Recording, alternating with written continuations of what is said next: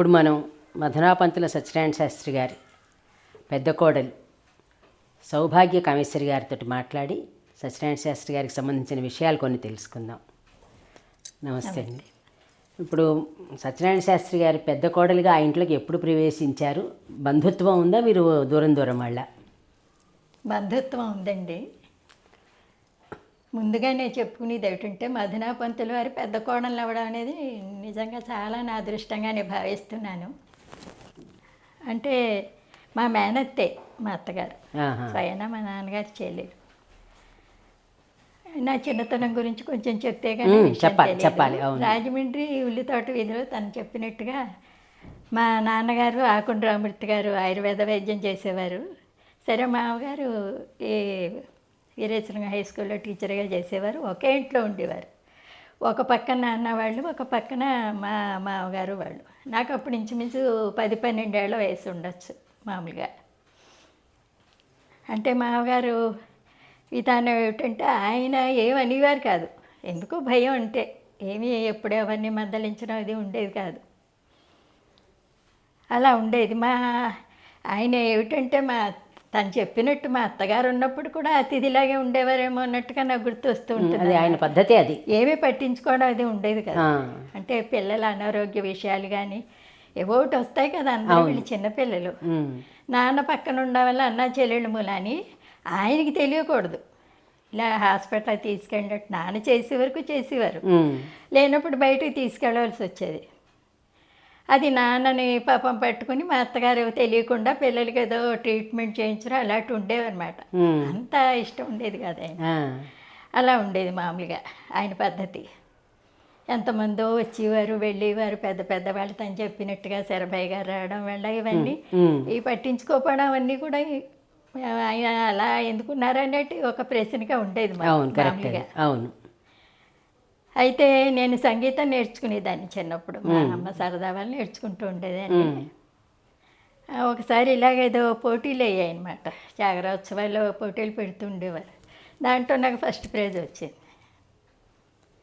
వస్తే అప్పుడు మా మామగారిని పిలిచారు ప్రైజు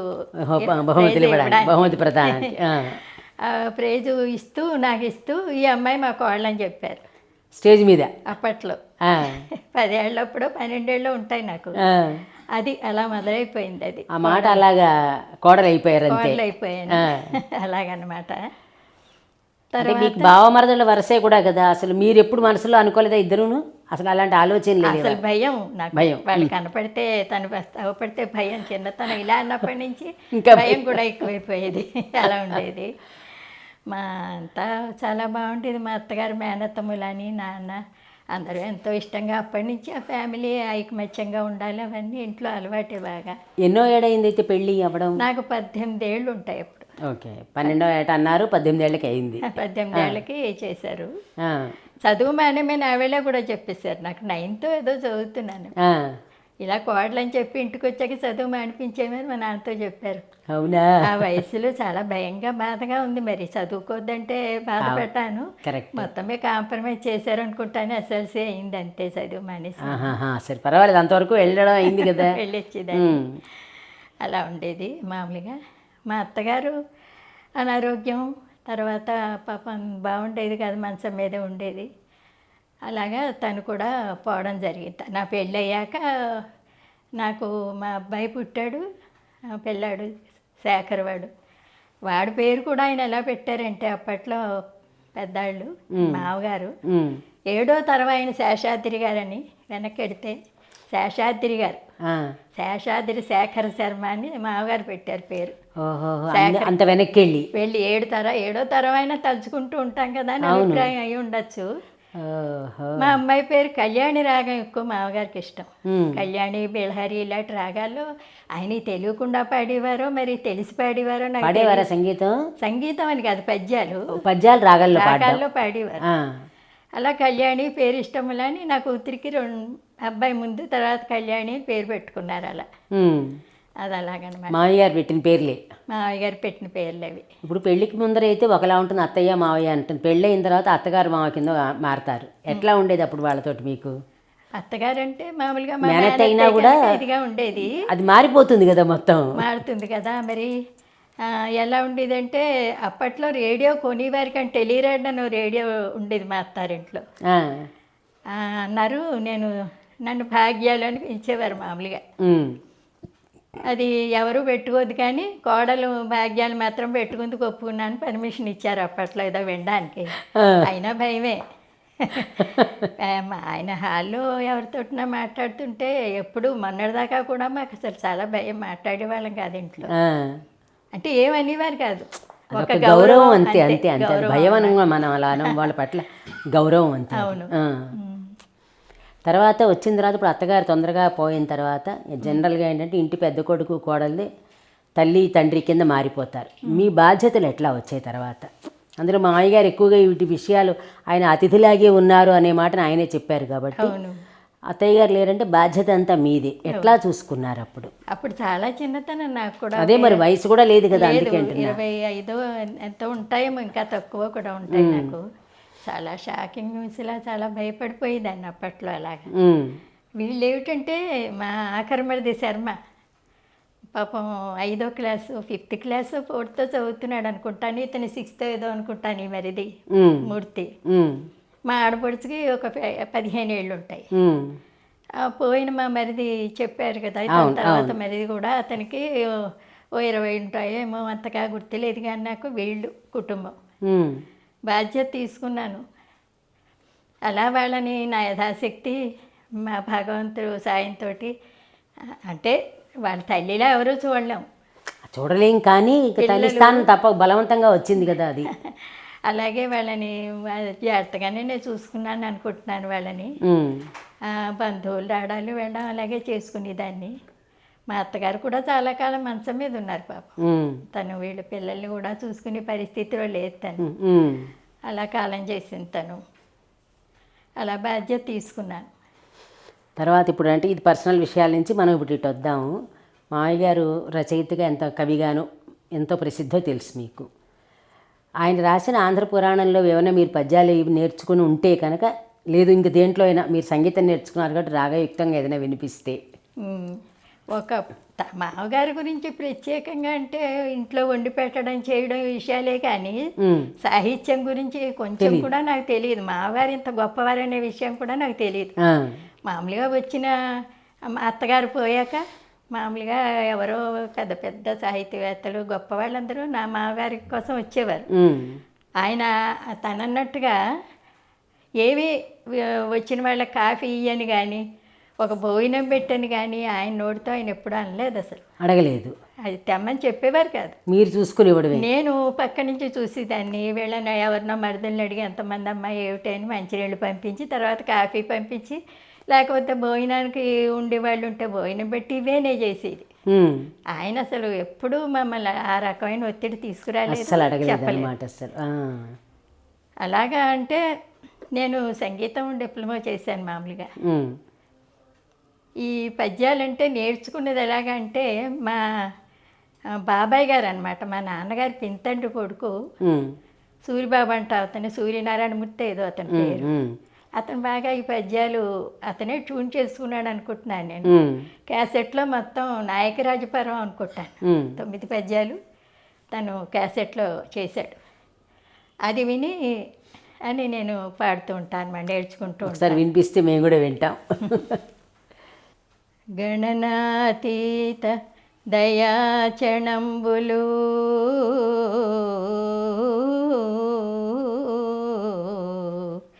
మిళత్ కాశ్మీర తాంబూల చర్వణ సోణంబులు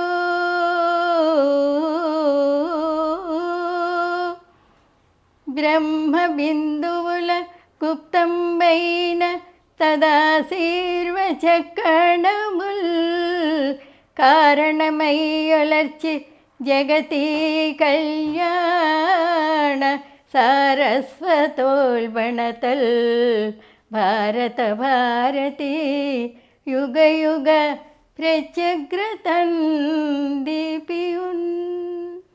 సంతోషం అది. అలాగే ఇప్పుడు ఏదో కళ్యాణ రాగంలో కూడా ఇంకొకటనే వినిపిస్తే వింటాను. ఎలాగో మా అయ్యారికి కళ్యాణ రాగం ఇష్టం అన్నారు, మీ అమ్మాయికి ఆ పేరు పెట్టారన్నారు.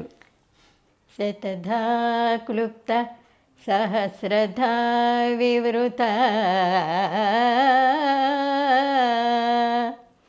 లక్షానేక శక్కోటి శస్తత విశ్వోదయ రమ్య రమ్యతర సృష్టి కళ్యాణికి కళ్యాణికి కళ్యాణికి సృష్టి కళ్యాణికి హారతి పాత్రంబును నెత్తు ముమ్మదలి పేరంటాలివౌ నీదు కంటి తుదన్ వెల్గు వికుంఠనాయక చిరంటి ఆంధ్ర సామ్రాజ్యముల్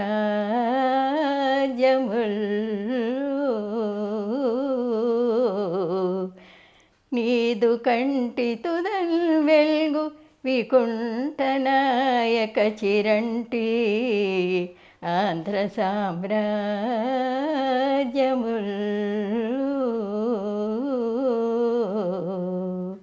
బాగుంది, చాలా హాయిగా. ఎప్పుడన్నా విన్నారా మావయ్య గారు మీరు పాడగా?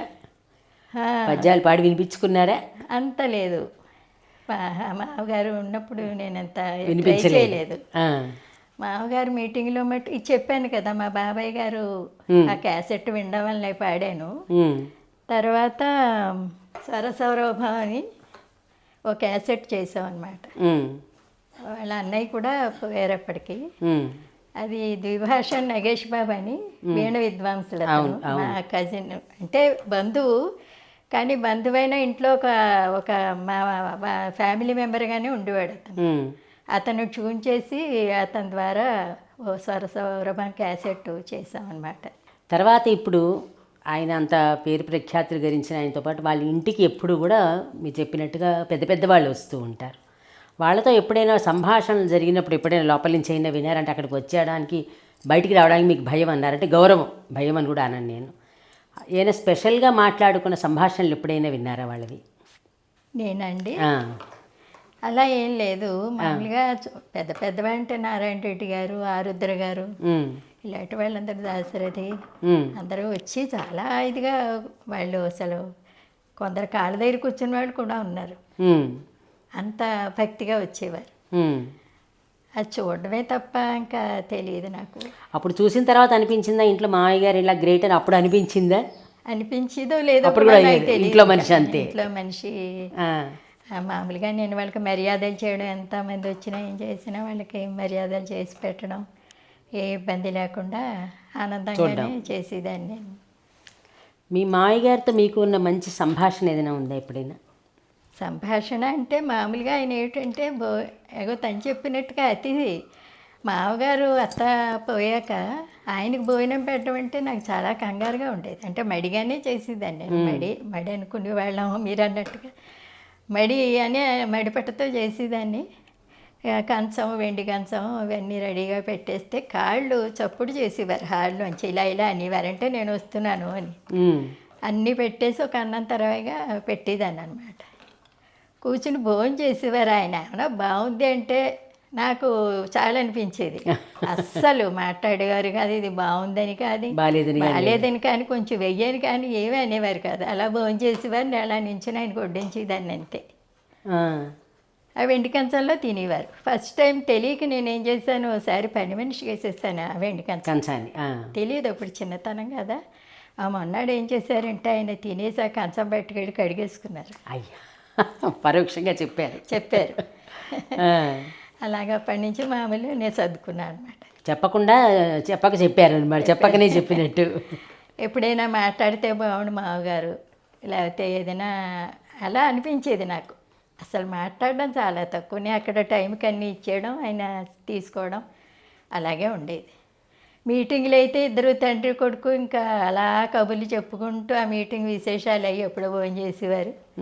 అలా ఉండేది. మా పిన్నమావ గారు కూడా పల్లిపాల నుంచి తరచు వచ్చేవారు. ఆయన బాగా చనువుగా ఉండేవారు నాతో. కోడలంటూ నువ్వు నాతో తినమ్మని, పక్కన కూర్చొని తినమని. ఆయన దగ్గర ఎక్కువ చనువు మా పిల్లలకి నాకు కూడా ఎక్కువ ఉండేది. అలాగే అసలు మామగారితో మాత్రం కొంచెం చాలా రిజర్వ్డ్, అంతే మాట్లాడేవారు కాదండి. అంతగా పిల్లలతో కూడా మాట్లాడడం తక్కువేనా? మనవలతో ఎత్తుకునేవారు అలా కాదు, కొడుకులతోటి. కొడుకులతోటి అంటే తను ఎక్కువ ఇప్పుడు ఈ మూర్తి బాగా చనువుగా ఉండేవాడు. ఆ, మా ఆఖరి మరిది కొంచెం తను రిజర్వ్డ్గానే, అదే చిన్నపిల్ల తక్కువగానే ఉండేవాడు. కానీ మీతో గోడలతో మాత్రం మాట్లాడడం తక్కువ అనమాట. అసలు మాటలే లేవు వాళ్ళతో. ఎప్పుడైనా మాట్లాడుకున్నారా అసలు? ఎప్పుడో సందర్భంలో ఏ పెళ్ళిళ్ళకో ఏదైనా కావలసిన విషయాలు ఏవో మాట్లాడానేమో, అంతే. అంతగా గుర్తులేదు నాకు. ఆయనలో అంటే ఎన్ని మంచి మంచి లక్షణాలు ఉన్నా కూడా, ఎన్ని ఉన్నా ఇది బాగుంది అని మీకు అనిపించిన లక్షణం ఏంటది? అంటే ఏమీ పట్టించుకునేవారు కాదు. నేను ఎలా చేసినా ఏం చేసినా నేను సంగీతం క్లాసులకి వెళ్ళేదాన్ని. ఇంట్లో వీళ్ళందరూ వెళ్ళిపోయాక మా అమ్మగారు ఒక్కరు ఉండేవారు. ఆయనకి భోజనం అది పెట్టేసి మామూలుగా నేను 11 ఆ టైంకి క్లాస్కి వెళ్ళేదాన్ని. నన్ను పాపం వెళ్ళావని కానీ, నువ్వు నేర్చుకుంటున్నావని కానీ అసలు అలాంటివి ఏమి ఉండేవి కాదు. నన్ను ఎప్పుడూ అలాంటివి ఏమి అనలేదు ఆయన. నన్ను ప్రోత్సహించారు అలాగా. అది మాట్లాడకుండా పరోక్షంగా ప్రోత్సహించారు. ఎంతమంది వచ్చినా ఏం చేసినా, నా వైపు వాళ్ళు వచ్చినా ఏమొచ్చినా ఆయన ఏం పట్టించుకునేవారు కాదు. అంటే నచ్చడం అంటే ఆయన మంచితనం, అది ఎంత చెప్పినా తక్కువే. కానీ అంటే మాట్లాడట్లేదు నాదో అని ఎప్పుడైనా మీకు అనిపించేది? నాకు అనిపించేది, చాలా బాధగా ఉండేది. మామగారు మాట్లాడితే బాగుండు అంటే ఆయన అలా ఉండేవారు అంతే. ఎవరితోటైనా అలాగే అదే ఉండేది. అంతే, నెగిటివ్ ఏం కాదు ఆయన పద్ధతి, అంతే. కావాలని చేసుకున్నారు నన్ను. అదే మరి అది. నెగిటివ్ కాదు. మీరు ఆ పుస్తకాలన్నీ చదివారా మావయ్య గారివి? లేదండి, నాకు అంత దాంట్లో ప్రావీణ్యత ఏం లేదు. ట్రై చేస్తూ ఉంటాను అంతే. సాహిత్యపరంగా తక్కువే. ఇప్పుడు పల్లిపాలెంలో చేయడం అనేది, ఇప్పుడు అన్ని చోట్ల చేయడం వేరు, కానీ ఆయన పుట్టిన ఊళ్ళో అంత ఘనంగా జరగడం, అందులో మీరు నేను చూసినంత వరకు, వీడియోలు ఫోటోలలో చూసినంత వరకు మీ కుటుంబ సభ్యులందరూ కూడా వెళ్ళారు. మీ పిల్లలు కూడా రావడం విశేషం, మీరు వెళ్ళడం వేరు. మీ పిల్లలు అది వాళ్ళు ఎలా ఫీల్ అయ్యారు నాకు చెప్పండి. లేకపోతే పిల్లలు చాలా ఇష్టమే తాతగారికి మీటింగ్కి రావడం, చేయడం, అలా అందరూ రావడం. ముఖ్యంగా మా మనవరాలు, మా శేఖర్ కూతురు మాత్రం సంహిత దాని పేరు, అది ఆంధ్ర పురాణం, అది మన శత జయంతికి వచ్చి ఎంత అద్భుతంగా మాట్లాడిందంటే, అది అంటే తెలుగుని ఇంగ్లీష్లో చేయడానికి చాలా ట్రై చేస్తుంది. చాలా వరకు కొంతవరకు 25% అంతా ట్రై చేసింది. ఈ లోపల చదువుల వల్ల కొంత ఆగింది. కానీ అప్పటికైనా నేను చేస్తాను మా అమ్మ తాతగారిది అంటే వేళ జనరేషన్కి ఇంగ్లీష్లో ఉండాలి కదా, తప్పేం లేదు, అది ఇంగ్లీష్లో కూడా వెళ్ళాలి, దాని ఉద్దేశం అదనమాట. అది ముఖ్యంగా చాలా గొప్పగా గర్వంగా అనిపిస్తుంది నాకు. కరెక్ట్. అది ఆయన ముని మనవరాలు కదా మరి ఆయనకి అలాగా. అంటే ఇంట్లో మన ఆచరణను బట్టి వాళ్ళకి చెప్పేదేం లేదు. నా పిల్లలైనా మనవలైనా ఇంకో నా మరిదులైనా ఎవరైనా ఇంట్లో ఆచరణను బట్టి పిల్లలు ఉంటారు కదా, అలాంటి ఆచరణ ఇంట్లో ఉంది. మీ అబ్బాయి ఎట్లా మీ మామగారు దాని ప్రోగ్రామ్కి ఎట్లా అయినా అతను మోటివేషన్ ఉందా అతను ఏమైనా? మీ అబ్బాయి కూడా అందులో పార్టిసిపేట్ చేస్తున్నాడా? రాజమండ్రిలో మొన్నటి వరకు అంతా మరి చెప్పినట్టుగా అందరూ సహకారంతో అక్కడ చేయగలిగారు. అందరి సహకారం ఉంది. ఇప్పుడు ఏమిటంటే అందరూ పెద్దవాళ్ళు అయిపోవడం, ఎవరు లైఫ్ స్టైల్ అంటే మారిపోయింది కదండి, బిజీ అయిపోతున్నారు. వాళ్ళ వల్ల కూడా అవటం లేదు. ఇతను మదనామూర్తి ఇతను పెడుతూ ఉండడం, అవి చూసుకోవడం, రాజమండ్రి వెళ్ళడం, ఎక్కడైతే అక్కడ తనే చూసుకుంటాడు. ఇంకా ఎవరికి అందులో ప్రవేశం లేదు సాహిత్యపరంగా. సాహిత్యం గురించి కాదు, ఇంట్రెస్ట్ అయితే ప్రోగ్రామ్స్ జరిగేటప్పుడు దానికి సహకరించడం. నేను ఫ్యామిలీ మెంబర్స్ ఎక్కడున్నా మేము లోకల్ అయితే పెడతాం ఖచ్చితంగా. మా అవగారితో నాకు అభిమానం, నా పిల్లలు, నా బంధువులు ఎవరైనా వాళ్ళకి ఇంట్రెస్ట్గా వస్తారు. అభిమానం ఉంది. మా అబ్బాయిదే అంటే వాడు ఏమంటాడంటే, ఇంకా రాజమండ్రిలో కానప్పుడు మనం పల్లిపాలెంలో మామూలుగా ఆంధ్ర పురాణం అక్కడ పుట్టింది కదా మనకి. అవును, ఆంధ్రీ కుటీరం ఉంది, పల్లిపాలెం మన ఊరు, ఇలా అనుకుని మరి మా వాళ్ళందరూ అనుకుని ఇంకా మేము తీసుకున్నాం అన్నమాట ఆ బాధ్యత. పల్లిపాలెం చేసుకుందాను. మా అబ్బాయి సలహా మేరకు ఇగో ఈ మరిది పల్లిపాలెంలో సూర్యశాస్త్రి గారు అబ్బాయి సత్యనారాయణమూర్తి, అతను కూడా వీళ్ళందరూ సహకారం ఉండాలి కదండి. వాళ్ళందరూ మా పిన్నమావ గారి పిల్లలనే తప్ప నా సొంత మరుదులే వాళ్ళు కూడా. అదే కదా మరి, అంత ఇష్టంగా ఉంటారు వాళ్ళు మేమన్నా, వాళ్ళు మేమన్నా ఇంతవరకు చాలా ఇష్టంగానే ఉంటాం. సరే అనుకుని ఈ మూర్తి మా శేఖర్ వీళ్ళు కలిసి వాళ్ళందరూ మాట్లాడుకుని ఇలా మన ఊళ్ళో చేసుకుందాం ఈ శరణ్ మండలి అని చెప్పి ఏర్పాటు చేస్తే మా శేఖరు, నేను ఇప్పుడు తాతగారు నేనే చేస్తాను, మీ అందరి ఆధ్వర్యంలో నేను చేసుకుంటానని చెప్పాడన్నమాట. అది నేను అందుకే అదే అడుగుతున్నాను, పిల్లలకు కూడా ఇది ఉండాలి అని. ఉంది, తాతగారంటే చాలా ఉంది. మా అమ్మగారు మంచమే ఉన్నప్పుడు కూడా, ఒరే నువ్వు నాకు పక్కన పడుకోరా, నువ్వు డిగ్రీ పాస్ అవుతావనో ఏదో అలా అంటుంటే ఆయనకి ఏదో చేసేవారు. మా ఆఖరి మరిది బాగా పాపం మా మామగారిని బాగా చూసుకున్నాడు అప్పట్లో. సరే నేనే అన్నీ పెట్టవలసి వచ్చేది, బాగా కోపంగా చూసేవారు. ఆ టైంకి ఇవ్వాలి, పెట్టాలి, అసలు మాట లేదు పాప ఇది లేదు, పెట్టవలసి వచ్చేది అనమాట. కళ్యాణ్ అయితే ఇంకా తాతగారిది ఎలా చేసేదంటే అసలు బెడ్ సోర్స్ అవి కూడా వచ్చేసాయండి పాప చివరి పడుకోవడం వల్ల. అవన్నీ క్లీన్ చేసి తాతగారికి పౌడర్ రాసి బాగా బొట్టు అది ఆయన ఎలా పెట్టుకునేవారో పెట్టి ఆయన అలా చాలా నవ్వుతూ ఆయన మాట్లాడిస్తూ అలా చేసేది. అది మెయిన్, అది కావాల్సింది, అది తాతగారి మీద. మంచం మీద ఉన్నప్పుడు వాళ్ళకి కావాల్సింది మాటే కదా. సరే మా ఆయన అయితే స్కూల్ నుంచి రాగానే విశేషాలు, లోకల్ విశేషాలు ఏమిటని వస్తూనే పక్కలో కూర్చుని ఆయనతో మాట్లాడడం, ఆయనతో విశేషాలు చెప్పడం. ఈ మరుదులు ఇద్దరు మా ఆయన వీళ్ళందరూ చూసుకున్నారు, ఆయన్ని చాలా ప్రేమగా చూసుకున్నారు. అదే అదృష్టం. ఈ చెప్పాడు కదా తను ఇలాగా మధ్య మధ్యలో నవ్విస్తూ ఉంటారు చెల్లెలు, చూడడానికి వచ్చేవారనమాట. రసరాజు గారని ఒక ఆయన వచ్చారు మా అవగారిని చూడడానికి. ఆయన ఒక సాహితీ ప్రియులునా. అయితే రసరాజు గారు వచ్చారా, మీరు రసరాజు నేను నీరసరాజు అన్నారు. అంత ఒంట్లో బాగాలేకపోయినా అలా వాళ్ళని వచ్చిన కాసేపు ఆ మాట నవ్వుకుంటూ వెళ్ళేలా చేసేవారు. అలాగే తన బాధ చెప్పడం ఏం లేదు అసలు. సన్నిధానం నరసింహశర్మ గారు ఒకసారి వచ్చి, ఆయనేమో పళ్ళు తీయించుకున్నారు కదా, మీరు పళ్ళు తీయించుకున్నారులేండి మామగారు, చూద్దామని వచ్చాయంటే పన్ను వేస్తే బాధపడాలి కానీ పన్ను తీస్తే బాధపడడం ఎందుకని ఎందుకో నాకు ఇవి గుర్తొచ్చాయి. బాగున్నాయి రెండు కూడా. వీధి పేరు పెట్టారు మామగారికి మా లలితానగర్లో. ఒక 4-3 జంక్షన్ల వరకు మధునాపంతులు సత్యనారాయణ శాస్త్రి వీధి అని పేరు పెట్టారు రాజమండ్రి. అది ప్రభుత్వం వాళ్ళే తీసుకున్నారు, మీరేమైనా వెళ్ళి అడిగితే? మంది కాదు, ప్రభుత్వం వాళ్ళే తీసుకుపెట్టారు. నన్ను వీధిని పడేశారన్నారనమాట. అలా ఒకటి అన్నారేవో, అలాంటివి కొంచెం కొంచెం గుర్తు అనమాట. అంటే నచ్చిందా పేరు పెట్టినందుకు? ఆయనకైనా నచ్చలేదు మనసుకి? అది కూడా నాకు తెలియదు అంత, అది ఏది ఆయన స్పందించేవారు కదండి, ఆయనకేం అక్కర్లేదు అసలు. పని ఆయన పేరు పెట్టారని ఆనందంగానే, పెట్టకపోతే బాధ కానీ అసలు ఏం లేవు ఆయనకి. శతప్రజ్ఞత అనమాట. అంతే. అలా ఏవో అటు ఇటు తిరుగుతూ మనసులో ఏవో పద్యాలు, దాని గురించి ఆలోచనలు దాంట్లోనే ఉండేవారు అనమాట. పూర్తిగా సాహిత్యంలో మునిగిపోయి ఉన్నారు. మునిగిపోయి ఉన్నారు. అందుకనే ఎక్కువ మాట్లాడేవారు కాదేమో, ఎక్కువ ఎవరు దాని మీద ఉండేవారు, ఇంకా వేరే ఏవి అక్కర్లేకపోయేవి ఆయనకి. మీకు అనిపించేదా ఇంత కష్టపడి వండుతున్నాను ఒక్కరోజు కూడా బాగుందని అనలేదు అలా అనిపించేదా మనసుకి ఎవరు? అసలు అలాంటి ఇదేం ఉండేది కాదండి, మాట్లాడితే బాగుండు అనిపించేది అంతే. అది అవ్వలేదని ఆ వెలితి మాత్రం ఉండిపోయింది. కానీ చివరి క్షణాల్లో పాప నేనే కావాలి చేయాలని అలా కోడలు గోడలు అని ఒకటితో చెప్పారు. ఇప్పుడు నా పరిస్థితి కోడలు గోడలు అన్నారు. కోడలు ఎవరో ఇలాగే వచ్చినప్పుడు అలా అందులో కూడా ఆయన మళ్ళీ చమక్కు పెట్టారు. మీకు ఎట్లా అనిపించేది అసలు? ఆ ఇంటికి కోడలుగా వచ్చాను నేను అంటే, మీకు ఫస్ట్లో తెలియదు అంటున్నారు, ఆయన ఇంత గొప్ప అనే విషయం చాలా వరకు తెలియలేదంటున్నారు. ఇప్పుడు తర్వాత చివరిలో మీకు ఏమనిపించింది అసలు? ఒకటి మేనరికం వదిలేసేయండి, మీకు రెండు పక్కల నుంచి బంధుత్వమేమో కదా అటు ఇటు కూడాను. తర్వాత ఏమనిపించింది? ఈ ఇంటికి రావడం, వీళ్ళు మాట్లాడలేదు ఎందుకు వచ్చానా అని అనిపించిందా? అదృష్టం అనిపించిందా? అదృష్టమనే అనిపించింది. అది మాట్లాడకపోవడం అనేది పెద్ద ఇదిగానే తీసుకోలేదు.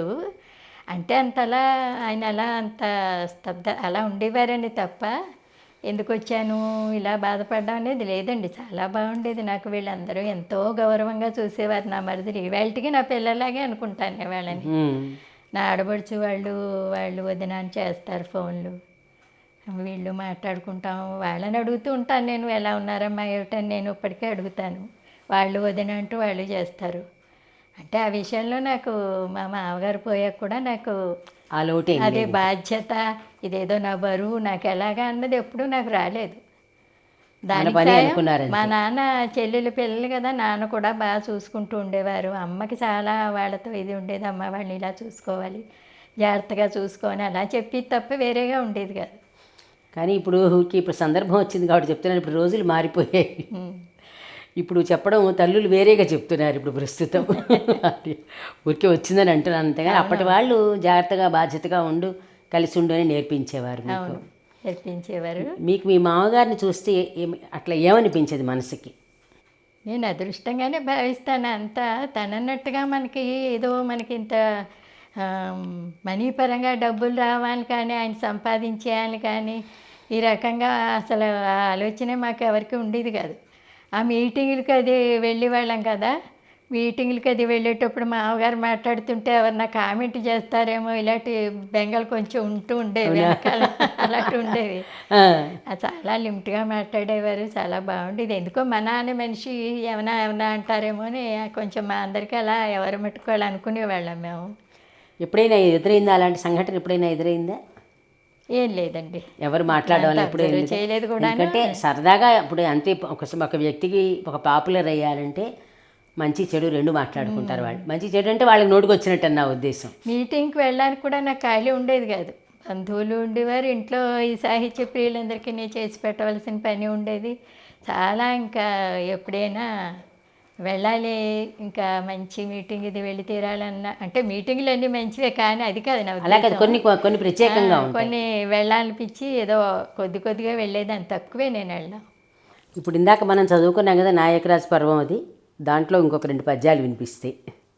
కృతబుద్ధిన్ సకలాంధ్రభూతల విభుండే అయిన గానిమ్ము తచ్చతురంభో నిధి మధ్య సర్వవసుధా సామ్రాట్యకానిమ్ము దీపిత కళ్యాణ మహామనోజ్ఞము భవద్వీక్ష శశిజ్యోత్స్న సంప్లుతమై కాసిన కాదే రేణి వెలుగుల్ లోకైక దీపాంకురా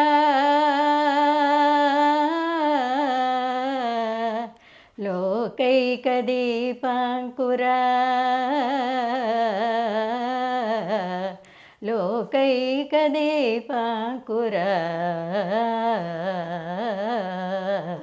అతివేలంబగు కాలవాహినికి లోనై మునిగిపోనీక అతివేలంబగు కాలవాహినికి లోనై మునిగిపోనీక మద్వ్రతమున్ లెస్సదలంచి ఒడ్డునకు చేర్పన్ త్వత్కృపాలంబన స్మితరేఖ జ్యుతి నౌక చూపితివి సేచేతన్ కటాక్షించి ఆశ్రిత రక్షార్థ నటదయామృతచరీ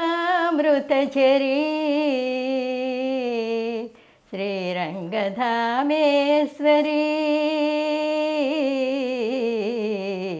శ్రీరంగధామేశ్వరీ.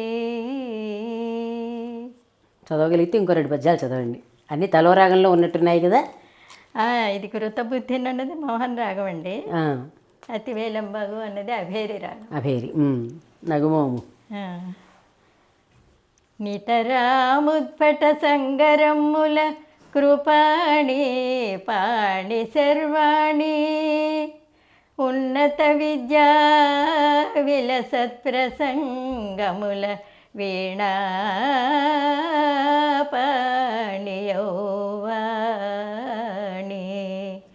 ఊర్జితముల్ నైక విధ ప్రభుత్వములు నీచే కల్పితంబులు పదానత భక్తోత్కర చింతితామరమణి నారాయణి పావని.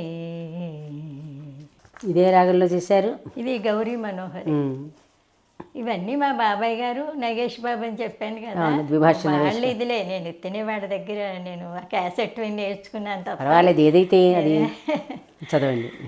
అతివృష్ట్యాదులకీతి బాధలకు దౌవై సర్వకేదార సంతతులన్ సస్యము వేళగొల్చుగల్ బండన్ సజ్జనానీక పాలితముల్ ధేనుగణంబు కుండ పొదుగుల్ క్షీరము వర్షింప సంవృతమౌ నీ దయయుండే హేతువగు తల్లి సర్వభూతేశ్వరీ సర్వభూతేశ్వరీ. అమృతవర్షిణే పొరపాటు పడ్డాను, అమృతవర్షిణే పర్వాలేదు, గుర్తించగలిగాను. అయితే ఇక్కడ నేను అడగదలుచుకునేది ఏంటంటే, ఇది మామయ్య గారు ఉన్నప్పుడు నేర్చుకున్నారా, తర్వాత నేర్చుకున్నారా మీరు? మావయ్య గారు ఉండగానే ప్రయత్నించే టైం తప్ప మామగారు అవ్వలేదు. అది కాదు, అప్పుడు చేశారు. ఎప్పుడైనా వేదికల మీద చదివారా ఇది?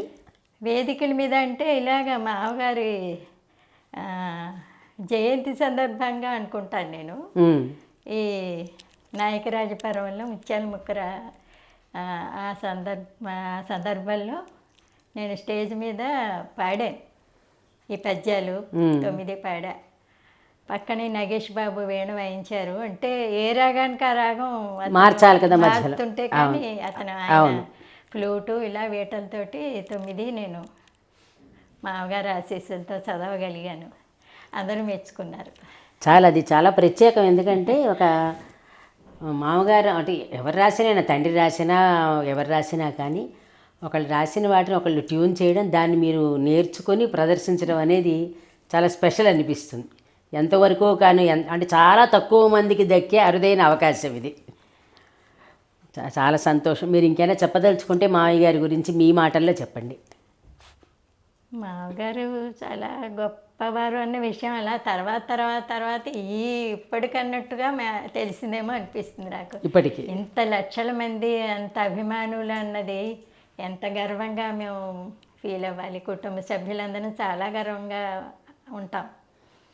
అందులో ఈ పల్లిపాలెంలో మామగారు ఆంధ్ర పురాణం ఆవిర్భవించిన చోట ఈ శరణ్ మండలి ఇప్పుడు 8, 9 తారీఖుల్లో అక్కడ జరుపుకుంటాం అన్నమాట. అందరూ వెళుతున్నాం, మేము కుటుంబ సభ్యులందరూ కూడా వెళుతున్నాం, బంధువులు వస్తున్నారు. అది చేసుకునే అదృష్టం మాకు భగవంతుడు ఇచ్చాడు. ఇలా చేయాలని నా పిల్లలైనా మనవలైనా ఎవరైనా ఇలా కొనసాగాలని నేను కోరుకుంటాను. ఇది మీరు చెప్పిన మాట చూసారా, అందరం వెళ్తున్నాం అనేది. మామూలుగా ఇంట్లో పెరటి చెట్టు వైద్యానికి పనికిరాదన్నట్టుగా ఇంట్లో గొప్పవాళ్ళు ఉన్న ఇంట్లో పిల్లలు కానీ ఎవ్వరూ గుర్తించరు మామూలుగా.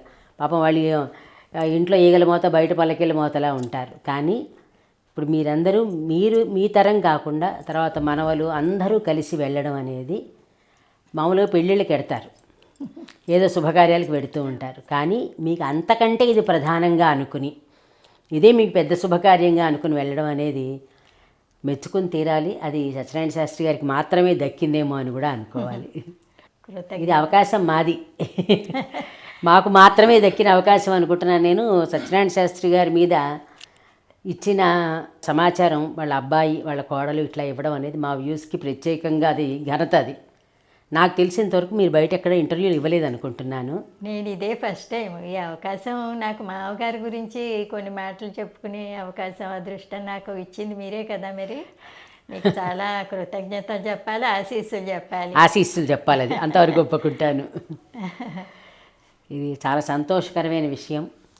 కళాప్రపూర్ణ మధురాపంతుల సత్యనారాయణ శాస్త్రి గారికి సంబంధించిన విషయాలని ఒక కవిగా కానీ, ఆయన ప్రయాణాన్ని కానీ, ఒక తండ్రిగా లేదంటే ఒక మామగారిగా చాలా కూలంకషంగా చాలా విషయాలు, పూర్తి అని చెప్పను నేను కానీ చాలా విషయాల్ని వ్యూస్ ఛానల్తో పంచుకున్న మధునామూర్తి గారికి, అంటే వాళ్ళ రెండో అబ్బాయి, అదేవిధంగా వాళ్ళ పెద్ద కోడలు సౌభాగ్య కామేశ్వరి గారికి వ్యూస్ ఛానల్ ప్రత్యేకంగా ధన్యవాదాలు తెలుపుకుంటోంది ఈ అవకాశం మాకు ఇచ్చినందుకు. నమస్కారం.